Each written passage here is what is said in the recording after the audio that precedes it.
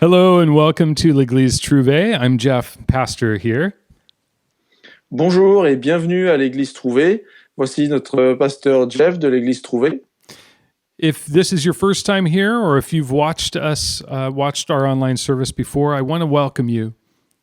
Si c'est la première fois que vous nous rejoignez ou si vous êtes déjà connecté auparavant, on vous souhaite la bienvenue. We're going to start this morning with a little time of worship by song, some music, and then have a short meditation afterwards. Nous allons commencer avec un moment de louange et de musique, et puis ensuite nous passerons au message. We would welcome any comments or thoughts or questions that you might have, and you can leave those under the video. N'hésitez pas à laisser dans les commentaires des questions ou des quelque chose que vous souhaitez nous dire et partager avec nous.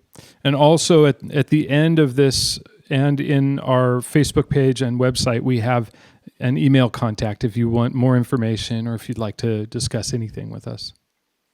Et que ce soit sur notre page Facebook ou sur notre site internet, nous avons une adresse email pour les contacts, donc n'hésitez pas à prendre contact avec nous si vous avez des questions ou que vous souhaitez qu'on réponde à quelque chose. Right. So once again, welcome, and we hope that you have a wonderful Sunday morning. Donc bienvenue et on espère que vous passerez une bonne matinée de dimanche avec nous.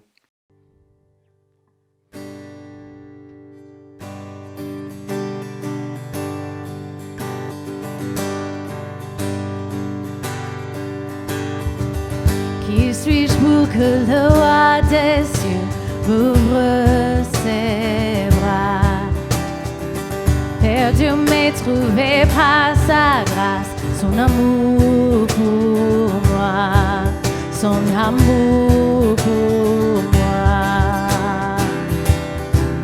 Il m'a libéré, m'a détaillé, je suis enfant de Dieu, je suis à lui. Il m'a racheté à la croix par son âme. J'étais esclave du péché, mais il m'a sauvé. Jésus m'a sauvé. Il m'a libéré, m'a détaillé.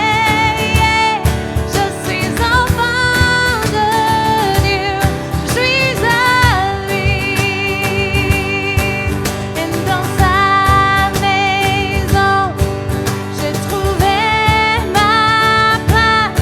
Je suis enfant de Dieu, je suis à lui. Je suis choisi et affranchi. En toi, je sais qui je suis. Tu es pour moi, pas contre moi. En toi, je sais qui je suis. Je suis choisi et affranchi. En toi, je sais qui je suis. Tu es pour moi, pas contre moi. En toi, je sais qui je suis. En toi, je sais qui je suis. Il m'a libéré, m'a détaillé. Je suis enfant de Dieu, je suis à lui. Et dans sa maison, j'ai trouvé ma place. Je suis enfant de Dieu, je suis à lui.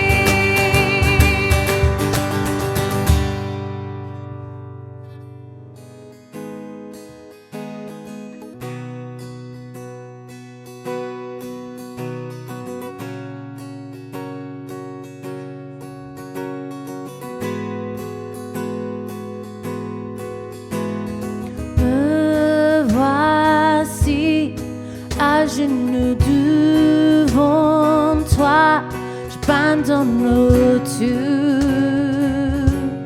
j'abandonne tout. Mon seul tout m'attire, c'est d'être avec toi, être avec toi. Je m'abandonne.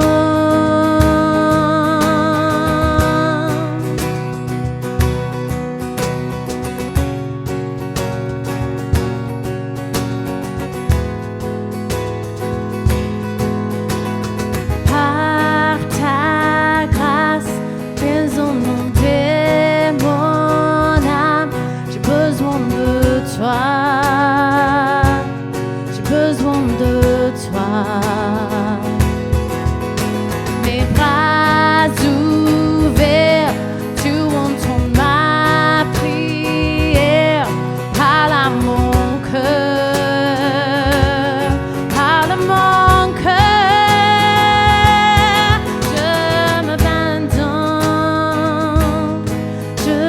m'abandonne. Veux-tu connaître plus? Veux-tu connaître plus?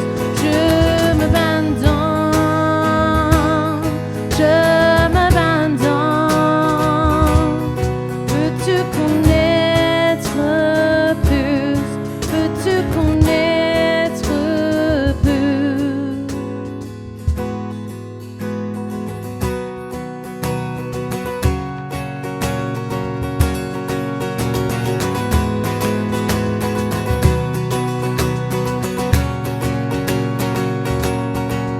Tiens la main puissante, souffle maintenant.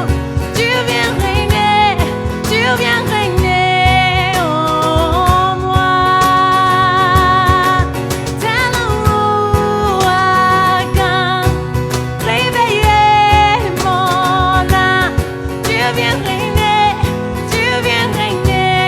en moi.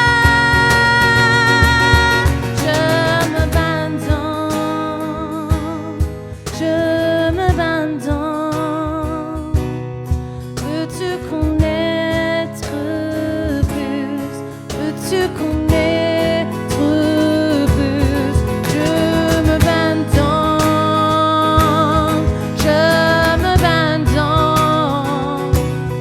Veux-tu connaître plus? Veux-tu connaître plus? Me voici à genoux devant toi. J'abandonne tout. J'abandonne tout.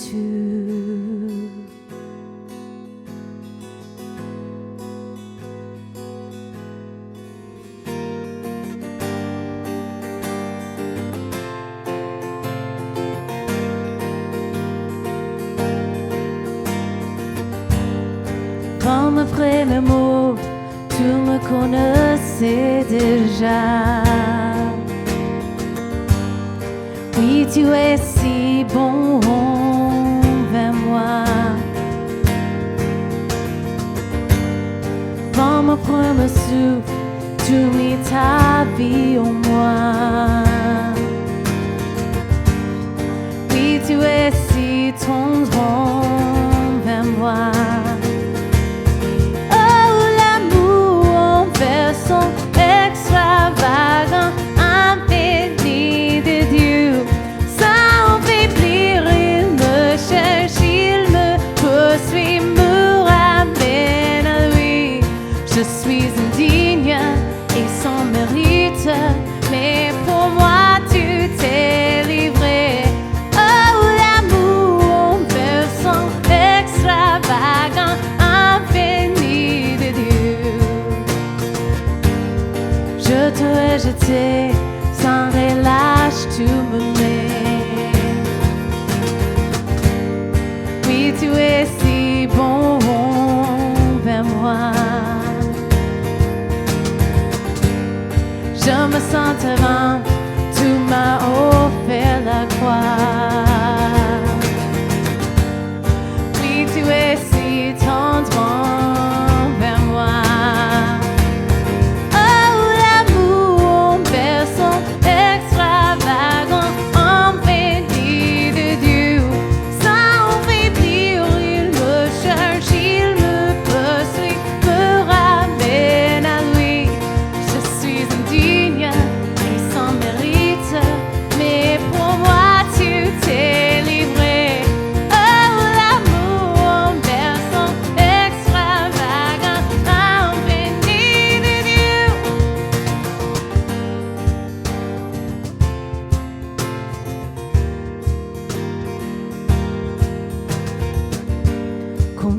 trop sombre, ni me trop élevé pour que tu me cherches.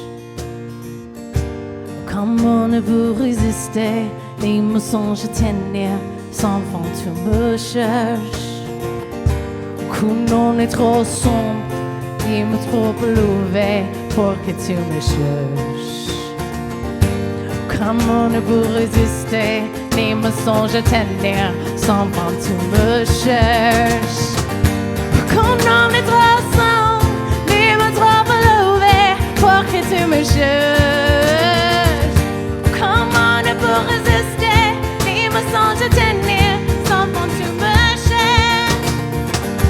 Qu'on est trop sombre, ni me trop élevé pour que tu me cherches.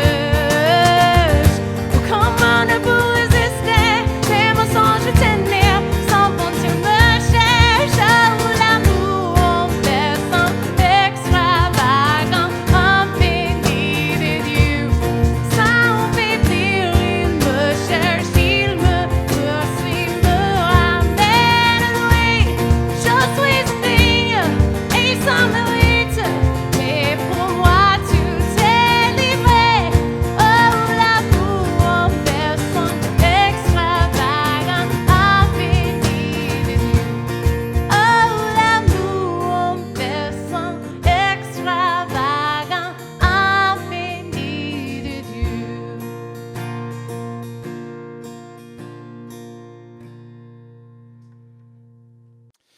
All right. We're going to be studying Acts chapter 6 this morning. Voilà, nous allons étudier le livre des Actes, le chapitre 6, ce matin.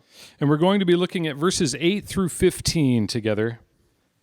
Les versets 8 jusqu'à 15. And once again, my name is Jeff. I'm the pastor here at L'Église Trouvé, and Renaud is translating for us if you're just joining us. Et voilà, si vous nous rejoignez maintenant, c'est notre pasteur Jeff. Moi, je m'appelle Renaud pour la traduction. And so, Et nous allons continuer dans Actes. pardon. So we're going to start with Renaud's going to read Acts chapter 6, verse 8 through 15 for us from the French. Voilà, nous allons lire donc le livre des Actes, le chapitre 6, et du verset 8 jusqu'à la fin de ce chapitre, c'est-à-dire jusqu'au verset 15. Donc 8 à 15. Perfect. Arrestation et exécution d'Étienne. Étienne, plein de foi et de puissance, accomplissait des prodiges et de grands signes miraculeux parmi le peuple. Quelques membres de la synagogue, appelée synagogue des affranchis, des Cyrénéens, des Alexandrins et des Juifs de Cilicie et d'Asie, se mirent à discuter avec lui. Mais ils ne pouvaient pas résister à la sagesse et à l'esprit qui inspirait ses paroles. Alors, ils soudoyèrent des hommes qui dirent « Nous l'avons entendu proférer des paroles blasphématoires envers Moïse et envers Dieu. » Ils ameutèrent le peuple, les anciens et les spécialistes de la loi, puis ils se jetèrent sur lui, l'arrêtèrent et l'emmenèrent au Sanhédrin. Ils présentèrent de faux témoins qui dirent « Cet homme ne cesse de proférer des paroles blasphématoires contre le lieu saint et contre la loi. Nous l'avons entendu dire que Jésus, ce Nazaréen, détruira ce lieu et changera les coutumes que Moïse nous a transmises. » Tous ceux qui siégeaient au Sanhédrin avaient les regards fixés sur Étienne. Ils virent que son visage était comme celui d'un ange. It's a powerful passage here as we look at this amazing character in Scripture. C'est un passage puissant ici. Nous découvrons ce personnage intéressant. And we have the habit of looking at Scripture very with a very solid method. Et nous avons l'habitude de regarder aux Écritures avec une méthode assez rigoureuse. We want to know really the truth of what the Scripture is saying to the people that were originally receiving it.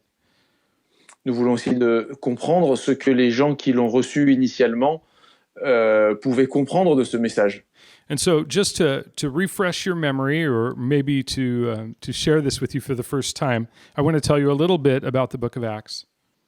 Et que ce soit pour la première fois ou pour se remettre la mémoire sur les rails, voyons un petit peu le contexte du livre des Actes. So this was written by a medical doctor by the name of Luke. Le livre était écrit par Luc, qui est un médecin, And he was a traveling companion of the Apostle Paul. et qui était un compagnon de voyage de l'apôtre Paul.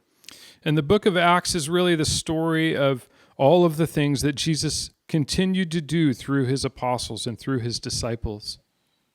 Et le livre des Actes est dans la continuité des actions de Jésus après son départ, dans la façon dont le comportement des apôtres. And it's sometimes been called the Acts of the Holy Spirit because the Spirit of Christ plays such an important role in this book.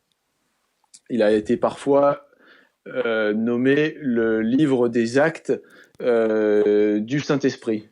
And so what this is a literal history. This is the history of the birth of the church.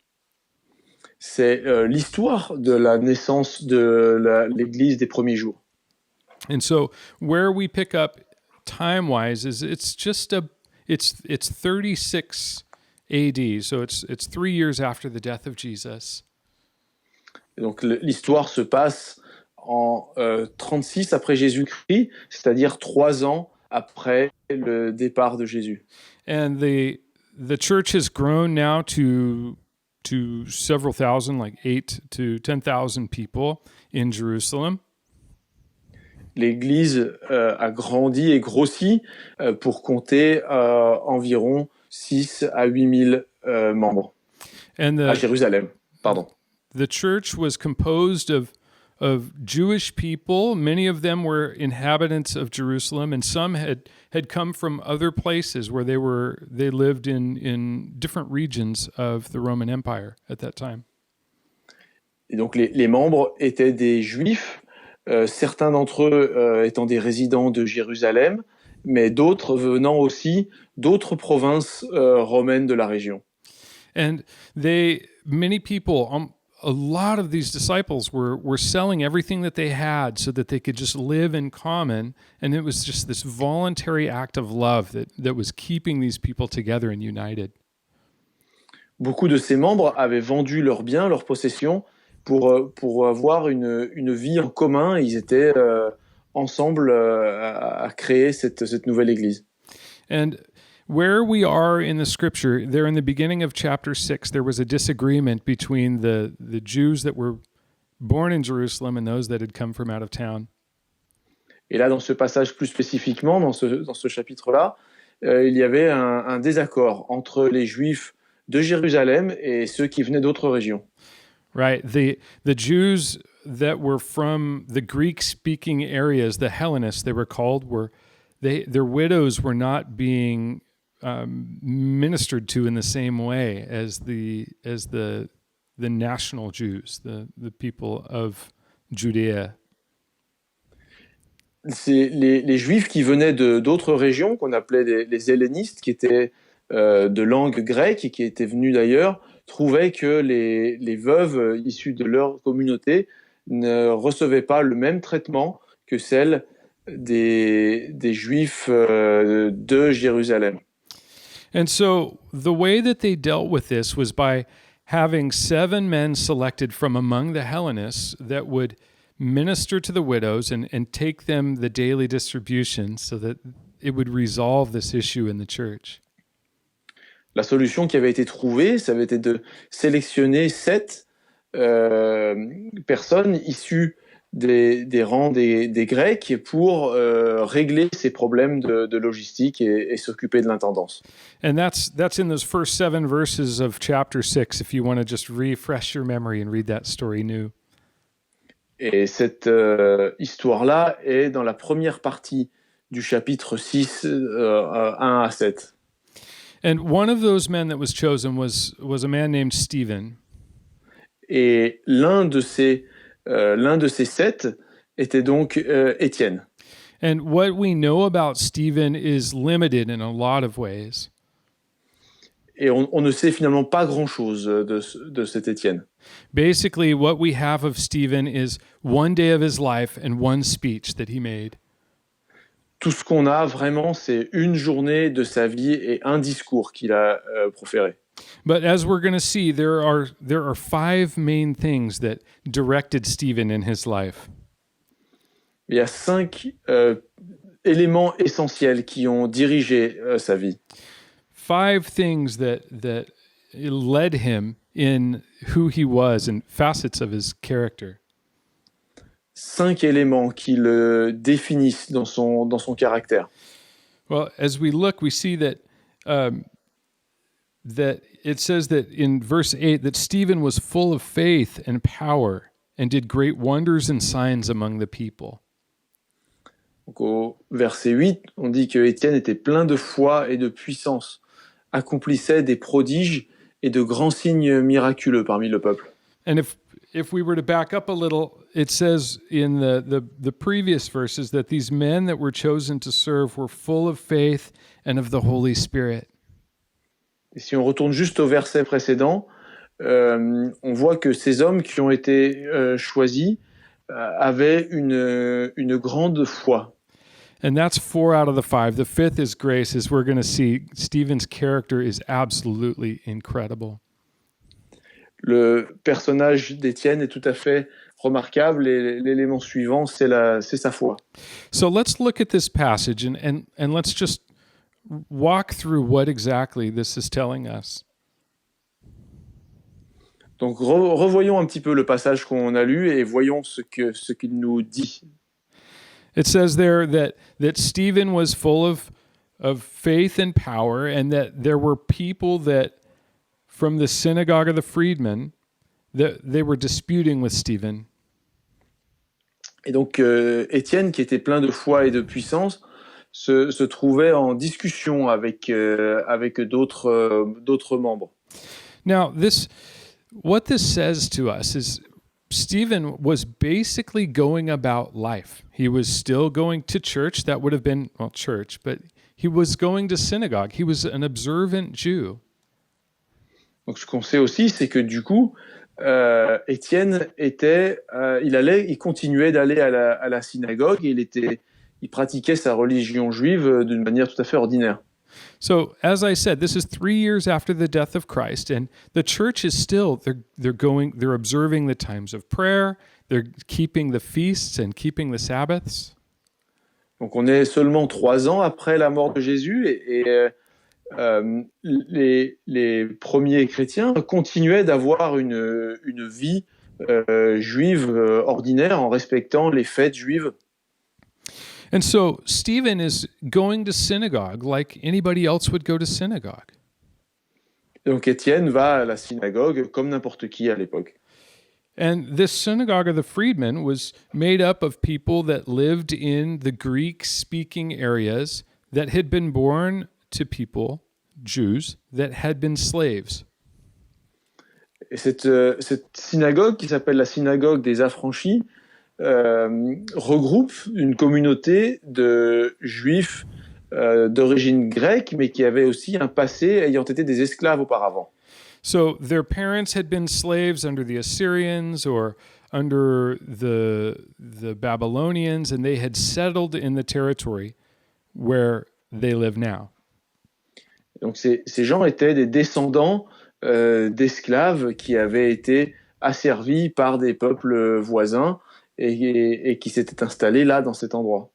And so what they brought to the church and what they brought to this community was a completely different view in many respects. Donc ce qu'ils apportaient dans cette communauté était une vision assez différente des autres. If I mention the term Pharisee, a lot of times it'll bring up in our minds somebody that's very religious and keeping all the minute regulations. Quand on pense aux pharisiens, on pense à des gens extrêmement stricts et qui observaient de manière scrupuleuse les lois. But here we have Stephen. He's from outside of Jerusalem, and the way that he has seen God has been largely he's seen God working outside of the religious structure of Jerusalem.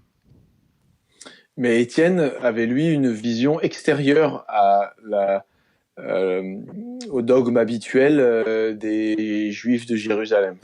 So he comes from outside of the Jewish community or outside of the community of Jerusalem, like many others, and he has this special perspective on what's happening in Jerusalem. Et venant de l'extérieur, il a une perspective différente et spéciale de ce qui se passe à Jérusalem. And it says that there were guys that were men and that were disputing with Stephen in the synagogue. Il est dit qu'il y avait des gens qui discutaient et qui entraient en dialogue avec lui à la synagogue. And it says that they couldn't resist him because of the spirit and the wisdom by which he spoke. Mais il est dit que comme Étienne avait cette Saint-Esprit avec lui, ils avaient du mal à disputer avec lui. Ils n'arrivaient pas. And as we read through this story, it really reads like the arrest of Jesus in the book of John or any of the Gospels.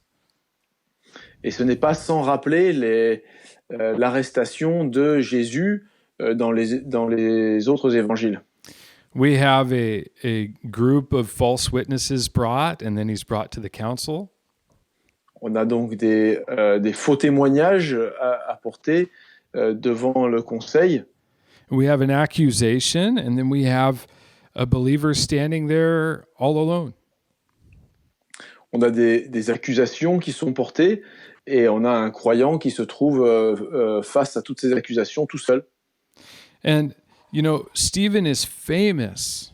I'm giving you a little foresight or a little a spoiler. Stephen is regarded as the first martyr.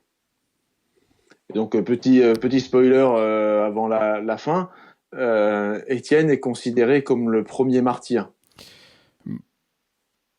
This is in truth because of this scene that we're starting right here. Et cela précisément à cause de la scène auquel nous assistons là.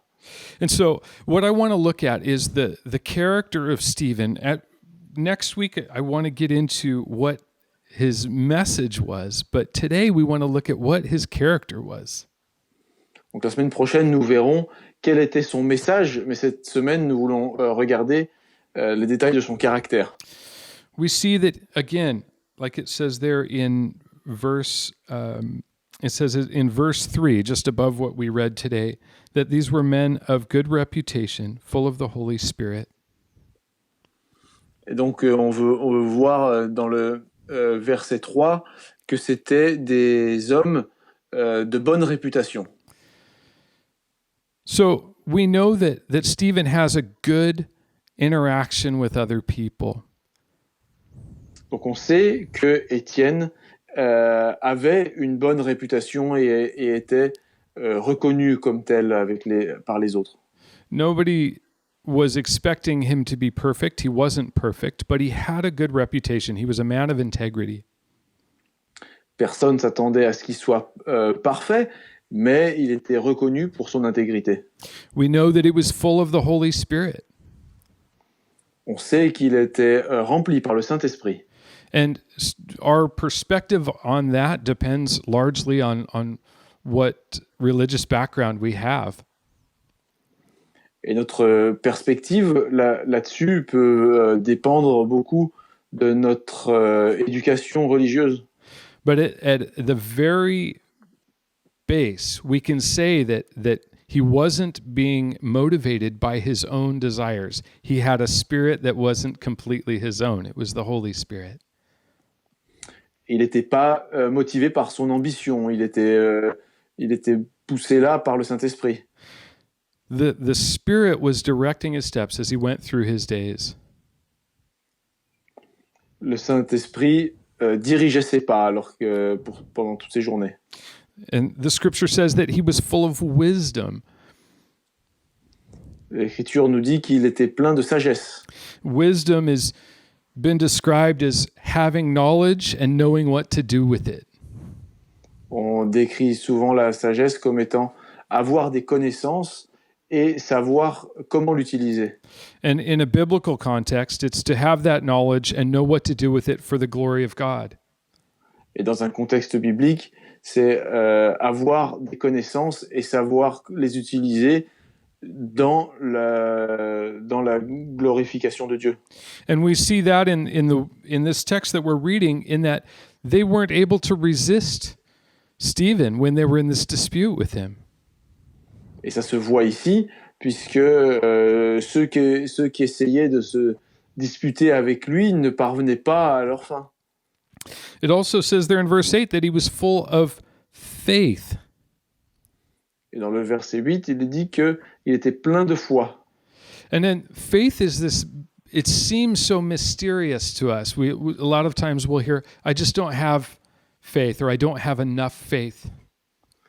La foi est quelque chose d'assez mystérieux. On dit parfois que je manque de foi, je voudrais avoir plus de foi.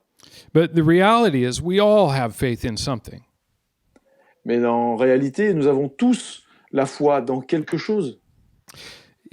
Just to make it simple, every time we sit down in a chair and we expect it to hold our weight before we've tested it, we're walking in faith. Donc, on peut l'illustrer de façon, chaque fois qu'on s'assied sur une chaise, on a la foi que cette chaise va résister à notre poids quand nous serons assis dessus. The same thing when we go to sleep at night. We have expectations and plans for the day after. We're really not afraid often that we're going to die in our sleep that night. Et, ou alors, on peut le comparer aussi à ce qu'on peut ressentir quand on va se coucher tous les soirs, sachant qu'on s'endort et avec la confiance qu'on se réveillera demain matin. And there's a difference between having faith and having hope. Et il y a une différence entre avoir la foi et avoir l'espérance. Hope is believing in things that we can't see, but faith is putting our weight on those things. L'espérance, c'est croire à des choses qu'on ne voit pas, mais la foi, c'est y accorder du crédit. Imagine, just with our example of going to sleep at night, hope would be, oh man, I'm afraid I'm not going to wake up tomorrow, but I really hope I do. And if I do, then I'm going to do something.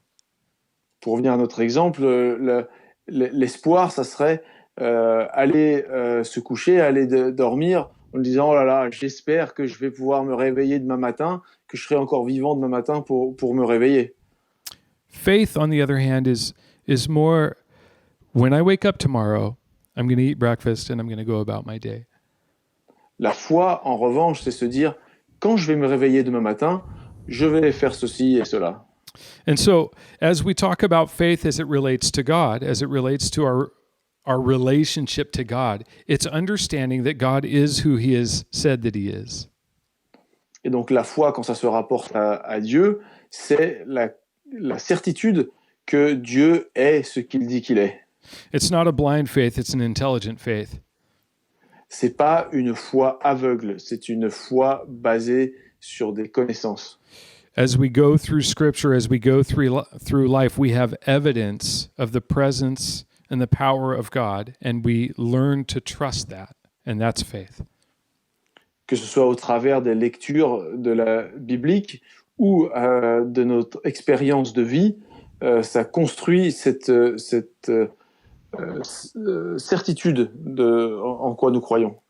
The beautiful thing about faith is the effect that it has on fear. Et le beau de la foi, c'est l'effet qu'il peut avoir sur la peur. Because faith and fear are not really compatible. Parce que la foi et la peur ne sont tout simplement pas compatibles. Scripturally, the Bible says in 1 John that perfect love casts out fear. Et dans 1 Jean, il est dit que l'amour parfait éloigne la peur. Because there's really no place for it. When we understand who God is, we understand that He's sovereign over all situations. S'il n'y a pas de place pour la peur ou pour la crainte, nous savons que Dieu est souverain sur tout. And so we're able to rest and have a joy and a peace as we go through our lives. Et ça nous apporte beaucoup de réconfort de savoir que Dieu est capable de tout contrôler et qu'il a un plan. And maybe that's a word for you today. If you're living your days full of fear, you need to grow in faith. Et c'est ça peut-être ce que nous devons en retirer pour aujourd'hui, c'est que si vous vivez dans la crainte, dans la peur, la foi est une solution à cela. I would say that you can put your confidence in Jesus. You can put your confidence in the Lord, in God, and watch Him be a stable and safe place for you. Vous pouvez placer votre confiance en Dieu, en Jésus, avec la certitude qu'il est là et qu'il répond et qu'il entend, et qu'il est un point solide sur lequel s'appuyer. Exactly. We can rest in Him and we can trust Him even beyond our own planning, all of our worries and all of our cares. Et on peut placer toutes nos inquiétudes et les reposer sur lui. It's for me, I know when I've lost sight of the Lord, when I start to get anxious and I'm not breathing well, I'm just breathing in the top half of my lungs. I'm aware of my anxiety. I'm aware of the stress. Et quand on est envahi par cette crainte et qu'on a une respiration qui trahit la peur, on sait que c'est à ce moment-là que l'inquiétude a pu rentrer. You're in the hands of God and He has good things planned for you. Mais nous avons cette confiance que nous sommes entre les mains de Dieu et qu'il a un plan pour nous. Again, it says that Stephen was full of power. Dit aussi que Étienne était plein de puissance. And this power, it says in 2 Timothy 1:7 that we have not been given a spirit of fear. Et dans le livre de Timothée, il est dit que nous n'avons pas reçu une foi dans la crainte. We haven't been given a spirit of fear, but of power and love and of a sound mind. Nous n'avons pas reçu un esprit de crainte, mais au contraire de certitude et de calme. We're able to look at our situations from a proper perspective. Nous sommes capables de regarder à notre situation avec confiance. And so these two things are working together, the spirit and the power. Et ces deux choses vont ensemble, l'esprit et la puissance. We're given this guidance by the Holy Spirit, but then He changes our spirit as well. Nous recevons le Saint-Esprit, mais il change notre propre esprit également. It's incredible as we walk with God, we see that the things that used to be so heavy on us, or the habits that we had, change. Our lives change as we walk with God.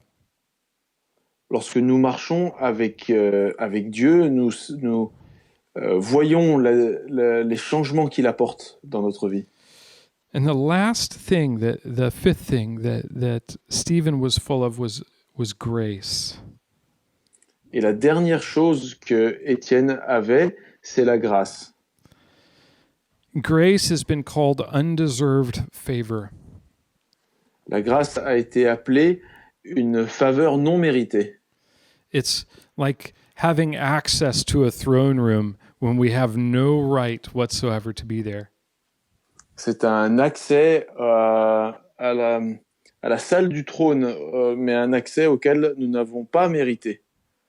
And that's really exactly what's happened. We've been invited into Christ's, or into the family. It says that for those that have put their faith in Christ, they have the right to be children of God.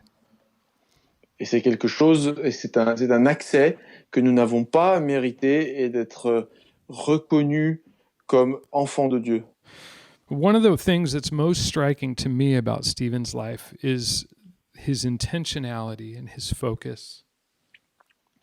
L'un des éléments remarquables dans la vie d'Étienne, c'est sa détermination, sa concentration. That in many ways is a culmination of those 5 things that are the factors that govern his life. Et c'est peut-être le résultat de ces 5 éléments qui gouvernent sa vie. And we see there in verse 15 that they looked at his face and it was like looking at the face of an angel. Et ça se termine comme ça, c'est de voir que ceux qui le regardent le voyaient comme son visage comme étant celui d'un ange. Stephen's life was so lined up and so fixed on Jesus that everything else was in focus. La vie d'Étienne était tellement alignée et droit sur sa foi et sur sa foi en Jésus-Christ. Now, I don't know about you, but my plans for getting out and walking along the Seine and experiencing the outside are enormous. I have so many plans for when I go out. Et je ne sais pas pour vous, mais en cette fin de confinement, les plans pour sortir et pour être dehors sont vraiment très nombreux. Spring is all around us, and there are flowers blooming, and the river is just absolutely stunning right now. Et le printemps est là et les fleurs sont partout et c'est une invitation à sortir. And if you're anything like I am, you grab your smartphone or a camera or something and you want to capture these beautiful things that you see. Et si vous êtes comme moi, vous avez envie de prendre votre téléphone et de photographier tous ces éléments pour les conserver. And you know as well as I do that you have to have something that you're focusing on in the picture. Et vous savez que pour prendre une bonne photo, il faut qu'il y ait un point de focale central. Whether we're adjusting a lens or hitting a spot on the touch screen to get the autofocus to line up. Même si on veut faire un effet avec des zooms ou que ce soit avec des réglages pour avoir un côté peut-être un peu flou, mais une partie nette. We want things to be in focus. We want the subject of our picture to be in focus.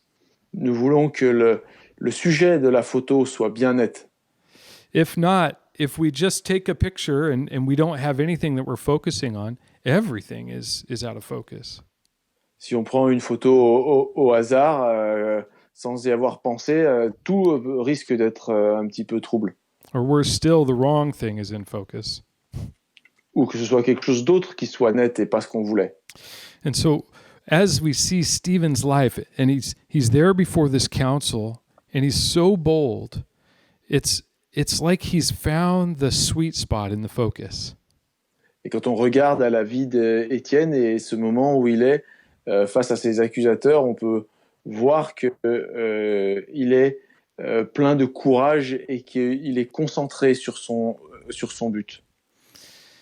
It's very likely that Stephen had met or seen Jesus when he was teaching, when he was in Jerusalem before for feasts. There's a likelihood that he had witnessed Jesus in the flesh. Il est tout à fait probable, possible, que Étienne avait au moins vu Jésus en chair et en os 3 ans auparavant. But what Scripture tells us is that he was filled with that Spirit, the Spirit of Christ. Mais on sait qu'il était rempli par l'Esprit de Christ. He was in communion with Jesus. Il avait une communion avec Jésus. And with that, we know that as you get closer to Jesus, that all of the other things in life, all of the problems, all of the things that are out of balance or out, they drift back into our peripheral vision. Et on peut comprendre que toutes les choses aux alentours de notre vie se retrouvent projetées dans notre champ de vision. And that is where that focus comes from. That builds up our faith. It fills us with wisdom. It fills us with power because we're in proximity to the source of all of those things. Et c'est ça qui nous remplit de foi, de sagesse et de force. C'est cette concentration. And so I want to encourage you this morning in your walk with Jesus to spend time, invest time just being with Jesus. Et c'est ça que je voudrais vous laisser pour aujourd'hui, c'est d'investir du temps pour simplement être avec Jésus. You can allow all of the anxieties of life and all of the cares and all of the things that seem so heavy drift back. Vous pouvez laisser toutes ces inquiétudes et ces choses non essentielles dériver loin de votre attention première. And you'll find that Jesus is really majestic. Pour se concentrer sur Jésus et redécouvrir qu'il est vraiment majestueux. And that's going to give you the rest and the peace and the hope that you desire. Et c'est ça qui apporte la paix et le repos qu'on cherche. And if you have never put your faith in Jesus, I'm telling you, you can try it. You can experience and you can put your weight on Jesus. Et si vous n'avez jamais, si vous ne vous êtes jamais reposé sur Jésus, c'est quelque chose qui est toujours temps de faire et de découvrir. I would encourage you, try it. Try putting your weight on Jesus. Essayez de mettre ce qui pèse sur vous, de le laisser à Jésus. And what do I mean by that? You might be asking, well, what do you mean put my weight on Jesus, put my weight in or my faith in him? Qu'est-ce que ça peut vouloir dire de mettre sa confiance et de s'appuyer sur Jésus? Well, if it was a chair, I would push down on the chair and I would see how stable it felt. Si, en reprenant la comparaison avec une chaise, c'est comme pousser sur une chaise et tester sa solidité. You can do the same with Jesus. Vous pouvez faire la même chose avec Jésus. You take whatever is heavy on your heart, that thing that is inescapable for you and is weighing you down, and you can put that on Jesus and say, Jesus, if you're real, Jesus, I want to believe that you can bear this for me. And watch what happens. Vous pouvez prendre ce qui est lourd et ce qui vous pèse dans votre vie et dire à Jésus, je te le remets, je te le confie et voir ce qui va se passer. And Jesus says, he literally invites us to come to him. He says in the book of Matthew, come to me, all you who are heavy, and I'll give you rest. Il le dit dans le livre de Matthieu, tous ceux qui ont un poids sur leurs épaules, vous pouvez me le donner. And so if that's you today, I want to encourage you to take those weights and those things that are so heavy for you and just watch Jesus carry them. Give them to Jesus. Et donc je veux vous encourager, si c'est votre cas aujourd'hui, s'il y a quelque chose qui vous pèse, qui est lourd, qui est trop dur à porter, vous pouvez le confier à Jésus. You may say, I don't believe in Jesus. But watch what happens when you put things in Jesus' hands. Vous pouvez parfaitement vous dire, mais je ne crois pas en Jésus, je ne crois pas qu'il existe, mais ça coûte rien d'essayer et voir ce qui va se passer. And for those of you that have put your faith in Jesus, again, I just want to encourage you to keep your focus. Et pour ceux qui l'ont déjà fait, qui ont accepté Jésus, je veux vous dire, restez concentrés dessus. He's not going to leave you. He's promised. He's not going to let you fall. Il l'a promis, il ne vous laissera pas chuter. And we have no fear in death. And we have no fear in life. Et nous n'avons aucune crainte dans la mort et aucune crainte dans la vie. The life that we have is just better for eternity. La lumière dont nous disposons est la meilleure pour l'éternité. And so, as we close this morning, we're going to pray. And if this is you, either way, and you would like to talk about any of these things, I would encourage you to reach out to us. Et avant de prier, de conclure, je voudrais vous encourager, si vous vous sentez dans cette position, dans cette situation, n'hésitez pas à nous contacter. All right, let's pray together. Prions ensemble. Lord, we thank you so much for this morning. Seigneur, nous te remercions tellement pour ce matin. We thank you so much for the life of Stephen that you've given us an example of. Nous te remercions pour la vie d'Étienne, pour l'exemple qu'il nous apporte. And we pray that you would increase our faith and fill us with your Spirit. Et nous prions pour que tu augmentes notre foi et que nous remplisses par le Saint-Esprit. We pray that you would give us wisdom and a power that comes from you. Nous prions pour que tu nous apportes la sagesse de nous rapprocher de toi. And we thank you so much for the grace that you've shown us by giving us the opportunity to become your children. Et nous te remercions pour la grâce que tu nous fais de cette opportunité de devenir tes enfants. Thank you for the new life that you've given us. Merci pour cette nouvelle vie que tu nous donnes. Thank you for the rest and the peace. Merci pour le repos et la paix.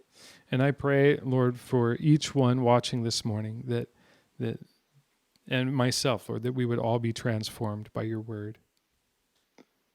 Et je prie pour tous ceux qui nous regardent ce matin et pour nous-mêmes et que tu nous transformes. I pray that you would show yourself in whatever way you desire. Et que tu te révèles à nous de la façon que tu l'as choisi. In Jesus' name, amen. Au nom de Jésus. Amen. Amen.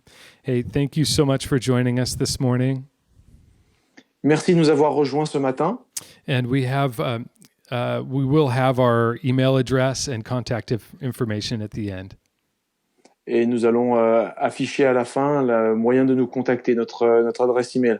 God bless you and have a wonderful week. Que Dieu vous bénisse et passez une bonne semaine. Bye. Au revoir.